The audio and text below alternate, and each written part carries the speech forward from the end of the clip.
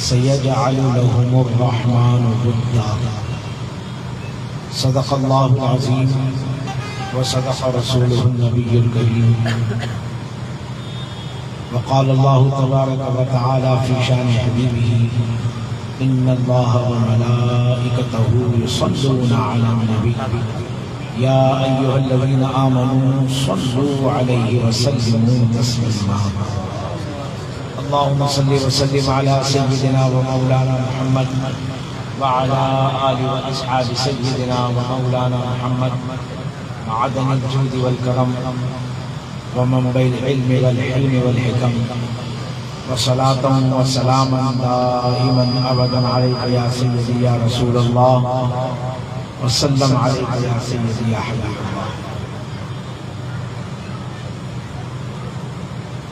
حمد و صلاۃ کے بعد سب سے پہلے اللہ رب العزت کی بارگاہ اقدس میں یہی عاجزانہ التجا اور دعا ہے کہ اللہ جل شانہ اپنے فضل و کرم سے اپنے حبیب مکرم صلی اللہ تعالی علیہ وآلہ وسلم کے صدقے میں اور اپنی بارگاہ کے نیک بندوں سے نسبت کے توفیق بالخصوص حضور سیدی و مرشدی آقائی و مولائی استاذی و سندی محبوب العارفین ممتاز الاولیاء سالار الحفاظ شیخ القرآن حضرت قبلہ و کعبہ الحاج الحافظ القاری ممتاز احمد رحمانی چشتی صافی نظامی قاضی قلندری نور اللہ مرقدہ العزیز اور دیگر ہمارے پیشواؤں ارحمہم اللہ علیہم اجمعین کے واسطے اور وسیلے سے، اور خصوصاً صاحب عرس قطب ربانی محبوب سبحانی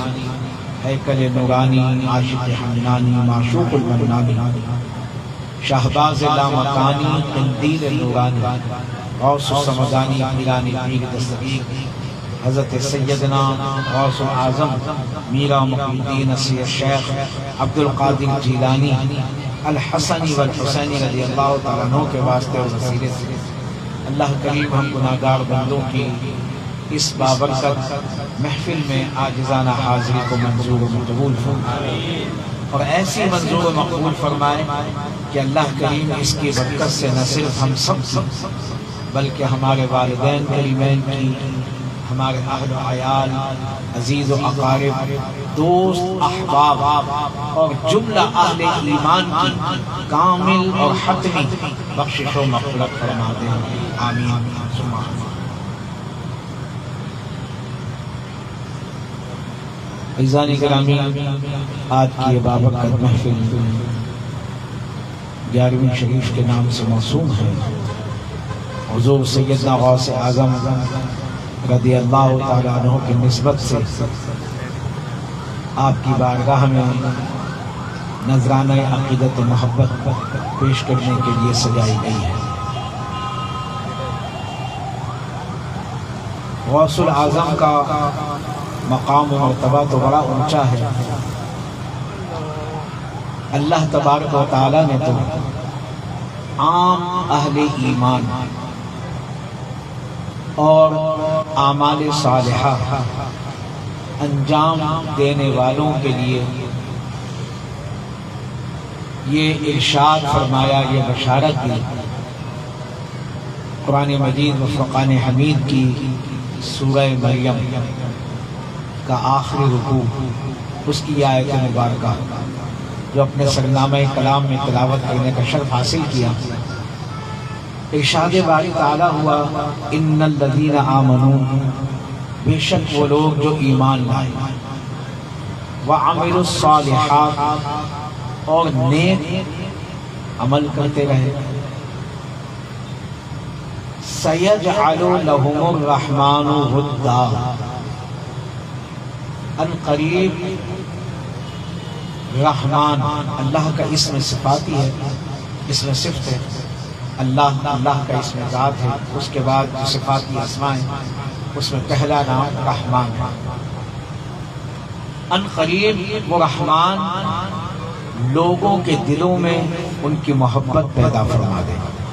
یہ اس آیت مبارکہ کا آسان سا ترجمہ ہے، مفہوم ہے۔ پھر سماعت کر لیجیے، ان الذین آمنوا وعملوا الصالحات، بے شک وہ لوگ جو ایمان لائے اور نیک اعمال کیے، سیجعل لهم الرحمن ودا، اللہ کریم لوگوں کے دلوں میں، اپنی مخلوق کے دلوں میں ان کی محبت پیدا فرمائے۔ جب اللہ تبارک و تعالی اپنے کسی بندے کو اپنا محبوب بناتا ہے، اپنا دوست بناتا ہے، تو اللہ تبارک و تعالی حضرت جبرائیل امین علیہ السلام کو طرف فرماتا ہے اور ارشاد فرماتا ہے کہ اے جبرائیل، میں اپنے فلاں بن فلاں بندے سے محبت کرتا ہوں، تم بھی اس سے محبت کرو۔ حدیث مبارکہ کا مفہوم ہے۔ تو حضرت جبرائیل امین علیہ السلام اللہ کے حکم سے اس سے محبت کرنے لگے۔ پھر حضرت جبرائیل امین علیہ السلام ملائکہ کو جمع فرماتے ہیں اللہ کی اذن سے، اور ملائکہ کو جمع فرما کر ارشاد فرماتے ہیں کہ اے فرشتوں، اللہ تبارک و تعالیٰ اپنے فلاں بندے سے محبت کرتا ہے، میں بھی اس سے محبت کرتا ہوں، اے فرشتوں تم بھی اس سے محبت کرو۔ تو فرشتے بھی اللہ کے اس بندے سے محبت کرنے لگتے ہیں۔ تو معلوم یہ ہوا کہ جب اللہ تبارک و تعالیٰ کا کوئی محبوب بنتا ہے، اللہ کا کوئی دوست بنتا ہے، کوئی ولی بنتا ہے، تو سب سے پہلے زمین سے زیادہ آسمانوں میں اس کی شہرت اور مقبولیت ہوتی ہے، اس کا چرچا ہوتا ہے۔ اور پھر اللہ تبارک و تعالیٰ اپنے وعدے کے مطابق سیجعل لهم الرحمن ودا، کہ اللہ تبارک و تعالیٰ اپنی مخلوق کے قلوب میں ان کے لیے محبت پیدا فرما دیتا ہے۔ جب اللہ تبارک و تعالیٰ نے حضرت سیدنا شیخ عبد القادر جیلانی الحسنی والحسینی رضی اللہ تعالیٰ عنہ کو بغداد میں بڑی شہرت اور مقبولیت عطا فرمائی، میں روایتی واقعات کی طرف نہیں جا رہا، ولادت، بچپن، نوجوانی واقعات، میں صرف حصول برکت کے لیے چند باتیں آج کی اس مجلس میں عرض کرنے کی سعادت حاصل کر رہا ہوں، جس سے حضور سیدنا غوث اعظم رضی اللہ تعالیٰ عنہ کی شان و عظمت بھی پتہ چلے گی، اور اللہ کی بارگاہ میں کیا آپ کو مقام و مرتبہ عطا ہوگا۔ اللہ کے محبوب نے، اللہ کے حبیب کریم صلی اللہ علیہ وسلم نے آپ کو کیا اپنا فیض عطا فرمایا۔ تو جب اللہ تبارک و تعالیٰ نے بغداد میں حضرت سیدنا شیخ عبد القادر جیلانی رحمۃ اللہ تعالیٰ علیہ کو عروج عطا فرمایا، آپ علم کے آسمان پر آفتاب و مہتاب بن کر چمکے، اور اللہ تبارک و تعالیٰ کے فضل و کرم سے اپنے وقت کے علماء کرام سے کسب فیض کے بعد ان سے سند فراغت حاصل کی۔ تو محدثین کرام یہ فرماتے تھے کہ اے عبد القادر، ہم تو تمہیں الفاظ حدیث کی سند دے رہے ہیں، ورنہ بعض احادیث کے معنی و مطالب میں تو ہم تم سے استفادہ کرتے ہیں، اس لیے کہ ان کے ان معنی و مفاہیم تک صرف تمہاری رسائی تھی، ہماری رسائی ثابت نہیں، تو ہم تو تم سے استفادہ کرتے ہیں۔ اور سیجعل لهم الرحمن ودا، اللہ اپنی مخلوق کے قلوب میں ان کی محبت پیدا فرماتا ہے۔ جب اللہ نے حضرت سیدنا غوث اعظم رضی اللہ تعالیٰ عنہ کو بام عروج عطا فرمایا، اپنے وقت کے نامی گرامی ایک بزرگ حضرت شیخ عقیل رحمۃ اللہ تعالیٰ علیہ کی بارگاہ میں ذکر ہوا کہ بغداد میں عبد القادر نامی ایک نوجوان بہت مقبول ہوا ہے، تو انہوں نے تبسم فرمایا اور ارشاد فرمایا کہ وہ نوجوان زمین سے زیادہ آسمانوں میں مقبول ہے۔ تو یہ وہ حدیث مبارکہ جو کہ میں نے آپ کے سامنے پیش کی کہ اللہ تبارک و تعالیٰ آسمانوں میں اپنے اس بندے کی محبت کا اعلان فرماتا ہے۔ تو حضور سیدنا غوث اعظم رضی اللہ تعالیٰ عنہ طویل واقعات ہیں کہ کس طرح سے آپ اپنے وطن گیلان سے چلے اور پھر بغداد پہنچے، اور پھر وہاں پر علم کا حصول کیا، اور پھر حصول علم کے بعد ریاضت و مجاہدات کی، کثیر منازل ہیں، ایک طویل وقت ہے۔ ہمارے سیدی مرشد علیہ رحمہ ان کا خلاصہ پیش فرماتے تھے، آپ کے اشارات میں فرماتے ہیں کہ حضور سیدنا غوث اعظم رضی اللہ تعالیٰ عنہ خود ارشاد فرماتے تھے کہ میں 25 سال تک عراق کے جنگلوں، صحراؤں اور ویرانوں میں پھرتا رہا۔ ان 25 سالوں میں عبادت الہی کے سوا کچھ کام نہ کیا، کئی روز تک فاقے کرتا، روزے رکھتا، اور میری خوراک جنگل کی گھاس اور پتے ہوا کرتے۔ اور فرمایا کہ 40 سال تک عشاء کے وضو سے فجر کی نماز ادا کی، اور 15 سال تک برج عجمی میں معتکف رہ کر اللہ کی عبادت و بندگی فرمائی۔ فرماتے ہیں اس کے بعد اللہ تبارک و تعالیٰ نے مقام غوثیت و محبوبیت عطا فرمایا۔ اور پھر ہمارے شیخ علیہ رحمہ یہ بیان فرمانے کے بعد ایک شعر پڑھا کرتے تھے، یوں کہیے کہ کوزے میں دریا بن کر دیا کرتے تھے کہ حضور سیدنا غوث اعظم رضی اللہ تعالیٰ عنہ کو جو مقام محبوبیت عطا ہوا، جو مقام غوثیت عطا ہوا، جو مقام قطبیت عطا ہوا، وہ کیسے عطا ہوا؟ فرماتے تھے کہ غوث اعظم عشق میں فانی بنے، غوث اعظم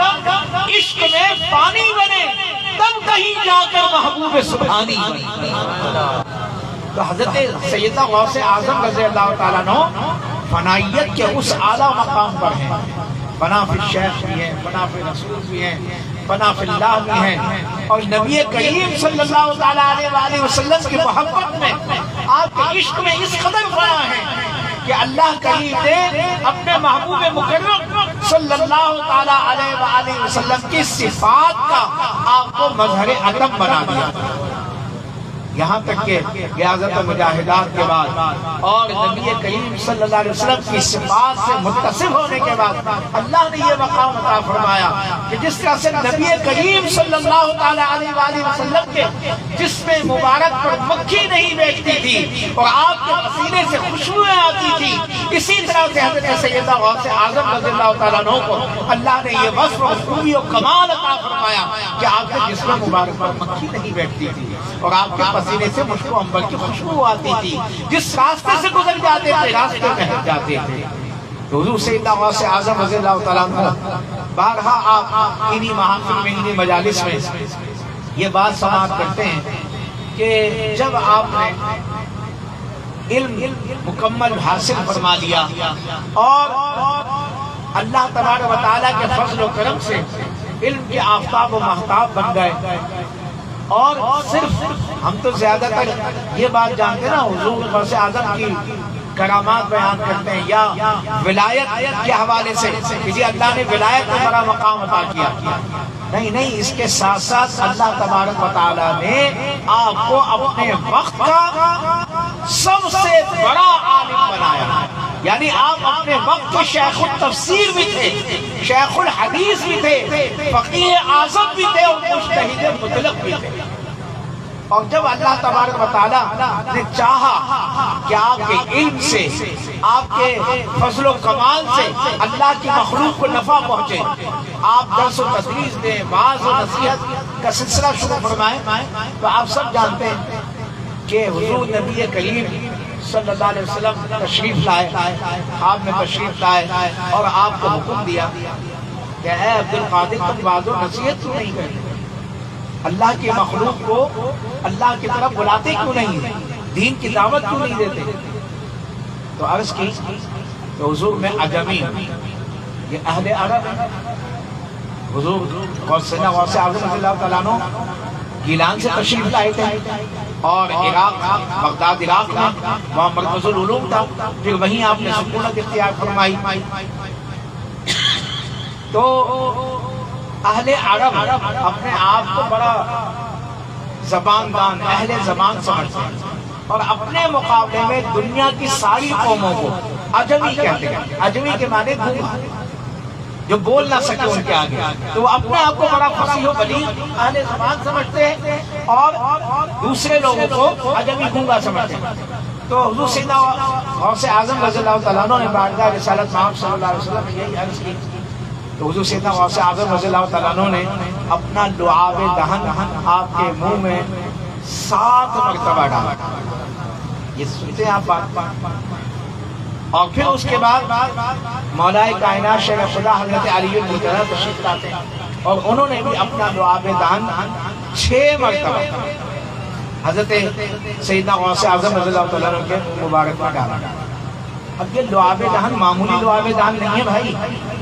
یہ سیدنا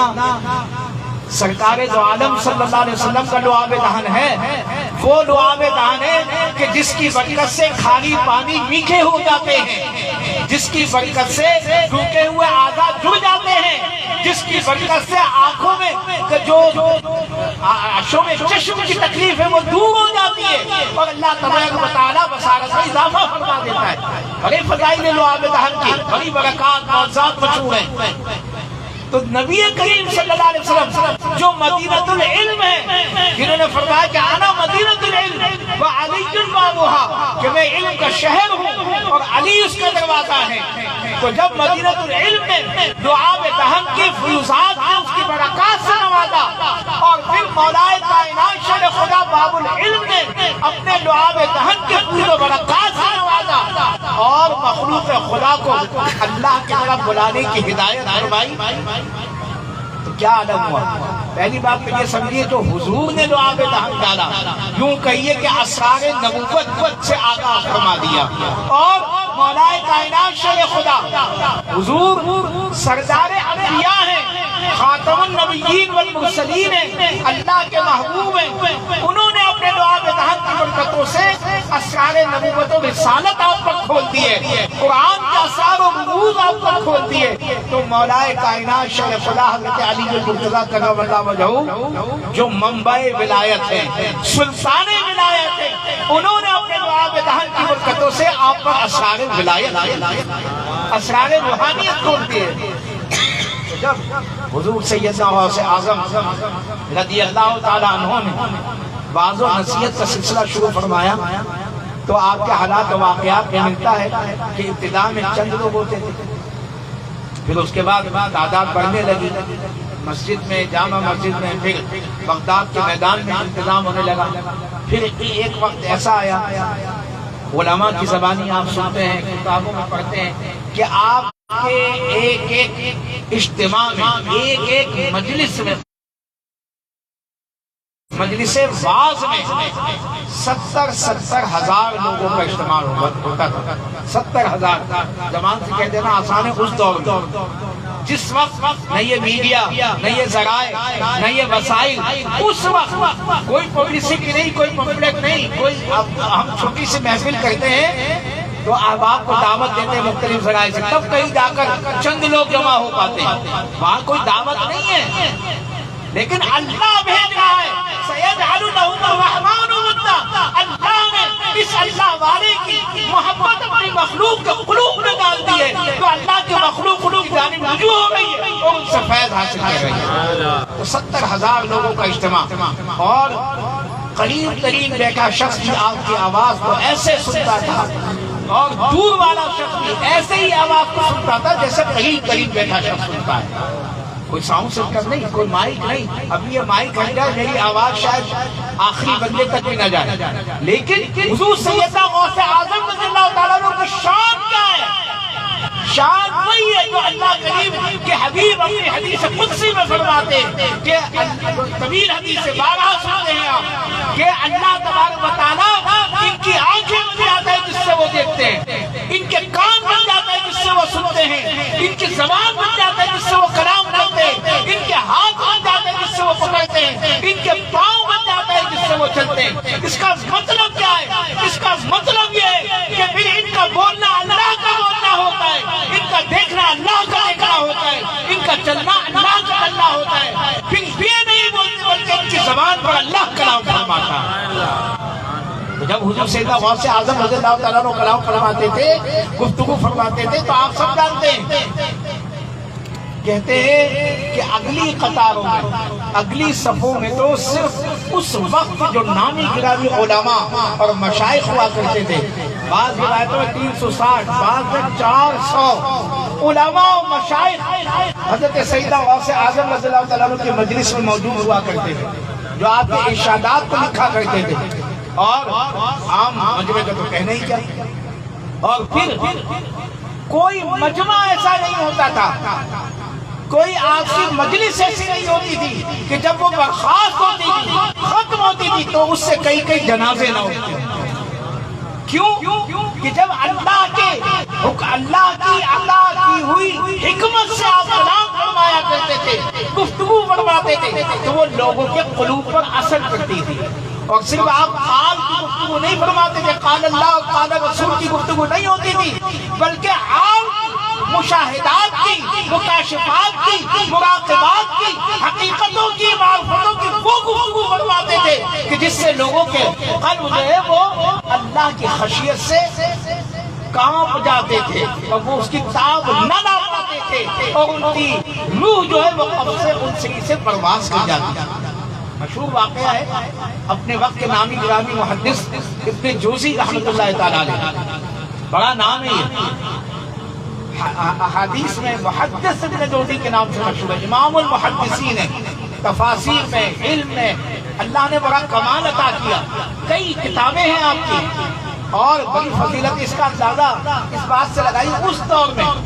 یعنی حضرت سیدنا غوث اعظم رضی اللہ تعالیٰ عنہ ہی کا عہد ہے محدث ابن جوزی علیہ رحمہ کا۔ 470 ہجری پیدائش ہے حضور سیدنا غوث اعظم کی، اور 561 ہجری سن وصال ہے، یعنی 6 صدی ہجری یہ حضور سیدنا غوث اعظم رضی اللہ تعالیٰ عنہ کی صدی ہے، جس میں آپ کا توتی والتدہ پوری دنیا میں آپ کے مریدین، آپ کے معتقدین کا سلسلہ دن بدن وسیع ہو رہا تھا، پھیل رہا تھا۔ اس زمانے میں یہ محدث ابن جوزی جن کی علمی جلالت کا عالم یہ تھا، اور جن کی علمی تصانیف اس قدر تھی، علمی کام آپ سب جانتے ہیں اس دور میں ہاتھ سے کتابت ہوتی تھی، ہاتھ سے کتابیں لکھی جاتی تھی، یہ چھاپے خانے نہیں ہوتے تھے، پریس نہیں ہوتے تھے، یہ سہولیات، یہ وسائل موجود نہیں تھے۔ اب تو کاتب ڈھونڈنے سے بھی نہیں ملتے، نایاب ہو گئے ہاتھ کی لکھائی، اب تو کمپیوٹر نے یہ سارا سسٹم ہی ختم کر دیا، کمپوزنگ نے۔ تو اس زمانے میں اور ابھی پچھلے کچھ زمانوں تک بھی ہاتھ کی کتابت سے کتابیں چھپتی تھی، اور کئی دن میں، کئی مہینوں میں کوئی کتاب جا کر مکمل ہوتی تھی۔ لیکن اپنے وقت کے یہ وہ علماء تھے جو شب و روز علمی کاموں میں لگے رہتے تھے، اور اللہ کی مخلوق تک اللہ کا پیغام پہنچاتے رہتے تھے۔ محدث ابن جوزی رحمۃ اللہ تعالی علیہ کی علمی جلالت کا اندازہ اس بات سے لگائیں کہ آپ جن قلموں سے اپنی تصنیفات تحریر فرماتے تھے، کتابیں تحریر فرماتے تھے، تو ان کے تراشے محفوظ کر لیتے تھے۔ جو لکڑی کے قلم ہوتے ہیں، بعض لوگ جو پرانے لوگ ہیں وہ جانتے ہیں کہ جنہوں نے تختیاں لکھی ہیں، تختی کے اوپر ہمیں بھی الحمدللہ بچپن میں اسکول کے زمانے وہ ہمارا آخری عہد تھا میرے خیال میں، اس کے بعد تختیاں ناپید ہو گئی۔ 21 کی بات بتا رہا ہوں کہ تختی پر لکڑی کے قلم سے لکھا جاتا تھا، تحریر بھی اچھی ہوتی تھی، اس سے عمدہ، صاف اور خوشخطی سکھانے والے موجود تھے۔ آج کل تو بڑے بڑے PhD لوگوں میں لکھائی، بس وہی جو کہتے ہیں نا، بس وہ خود ہی پڑھیں، خود ہی لکھیں، خود ہی سمجھیں۔ تو بہرحال اس زمانے میں تو اس قلم کے جو تراشے ہوتے تھے وہ محفوظ فرماتے تھے، اور آپ نے وصیت کی تھی جب میرا انتقال ہو جائے تو میرے غسل کا پانی میرے ان قلموں کے تراشوں سے گرم کیا جائے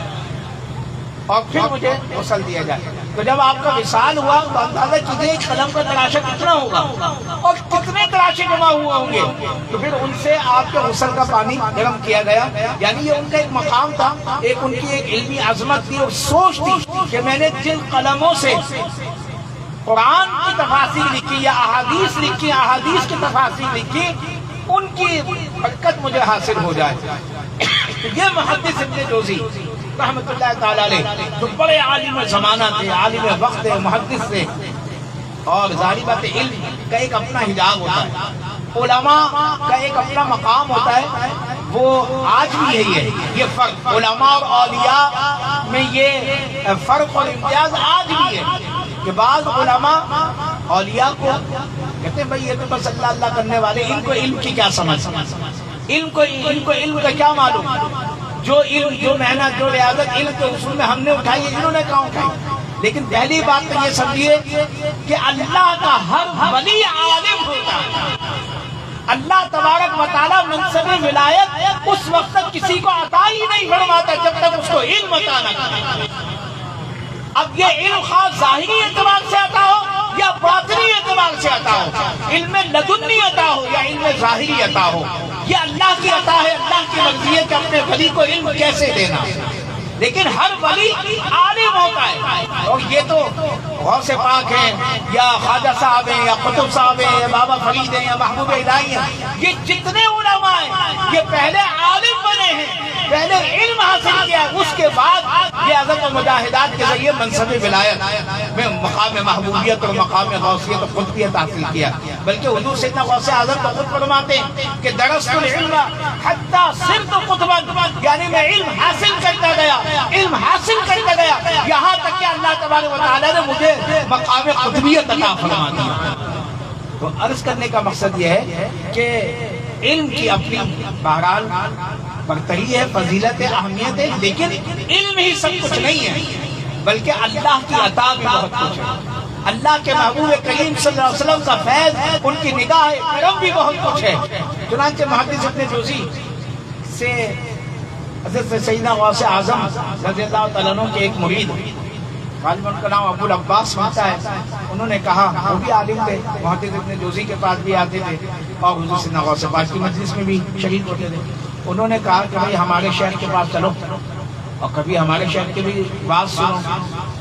اور ان کا کلام سنو، گفتگو سنو۔ تو وہ منع کر دیتے کہ بھائی میں ان لوگوں کے پاس کیا علم ہے اور کیا جاؤں، مطلب منع کر دیتے، لیکن وہ مصر رہا، اصرار کرتا رہا، یہاں تک کہ ایک دن محدث ابن جوزی اس کے ساتھ جانے پر راضی ہو گئے، چلو بھائی چلتے، اچھا چلے گا۔ حضور سیدنا غوث اعظم رضی اللہ تعالیٰ عنہ کی مجلس میں، تلامذہ کی مجلس تھی، درس و تدریس کی مجلس تھی۔ یہ بھی عرض کر دوں آپ سے کہ حضور سیدنا غوث اعظم رضی اللہ تعالیٰ عنہ نے 1 برس 2 برس نہیں، کم و بیش 33 سال درس دیا ہے، تلامذہ کو پڑھایا ہے باقاعدہ، یعنی صرف کرامات نہیں دکھائی، صرف جو ہے نا اللہ اللہ ہی نہیں کی، بلکہ اللہ کی مخلوق، اللہ کے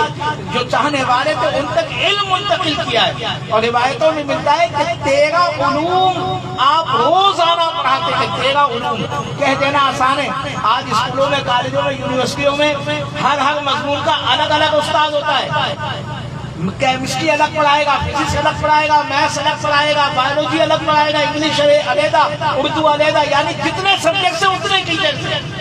اتنے استاد ہیں۔ لیکن حضور سیدنا غوث اعظم رضی اللہ تعالیٰ عنہ کی شان کیا تھی؟ قرآن بھی آپ پڑھاتے تھے، حدیث بھی آپ پڑھاتے تھے، تفسیر بھی آپ پڑھاتے تھے، اصول تفسیر بھی پڑھاتے تھے، فقہ بھی پڑھاتے تھے، صرف و نحو بھی پڑھاتے تھے، منطق بھی پڑھاتے تھے، فلسفہ بھی پڑھاتے تھے، یہاں تک کہ 13 علوم آپ تنہا پڑھاتے تھے۔ اور 1 سال 2 سال نہیں، کئی سال آپ نے پڑھایا، اور 1 سال میں ہر سال آپ کے مدرسے سے، آپ کی مجلس سے کم و بیش 3000 تلامذہ فارغ التحصیل علماء بنتے تھے، جو پوری دنیا میں جا کر پھر تبلیغ فرماتے تھے۔ بلکہ میں آپ تک یہ بات پہنچاؤں، شاید آپ کے علم میں نہ ہو، سلطان صلاح الدین ایوبی، بڑا نام ہے ہماری تاریخ کا، کہ جس نے بیت المقدس فتح کیا، اور فاتح بیت المقدس سلطان صلاح الدین ایوبی کے لشکر میں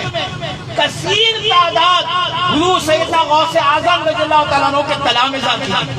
ان کے مریدین کی تھی، ان کے خلفاء کی تھی، کہ جنہوں نے سلطان صلاح الدین ایوبی کے ساتھ مل کر بیت المقدس کو فتح کیا۔ یعنی حضور سیدنا غوث اعظم کے فیوزات میں سے ہے بیت المقدس کی فتح، میں یہ جو بتانا چاہ رہا ہوں۔ محدث ابن جوزی علیہ رحمہ